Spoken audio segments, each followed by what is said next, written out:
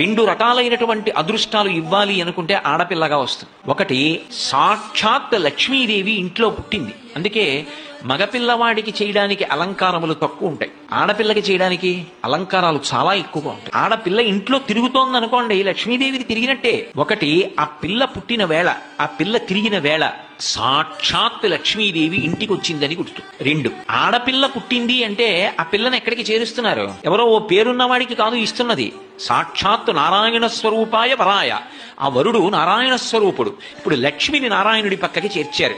ఆ చేర్చిన కారణం చేత ఏమైంది? 10 తరాలు తర్వాత వచ్చేవి, 10 తరాలు నా ముందున్నవి, నేను ఒక తరం, 21 తరాలు ఉద్ధరింపబడ్డారు, ఉన్నత లోకాలకి వెళ్ళారు. ఏది మగపిల్లవాడి విషయంలో చూపించండి అలా ప్రమాణం. అలా చేయగలడా? సాధ్యం కాదు. అమ్మవారు అనుగ్రహిస్తే ఆ తల్లి వీళ్ళని నేను విశేషమైనటువంటి ఫలితము చేత సత్కరించాలనుకుంటున్నాను అనుకుంటే ఆడపిల్లగా వస్తుంది.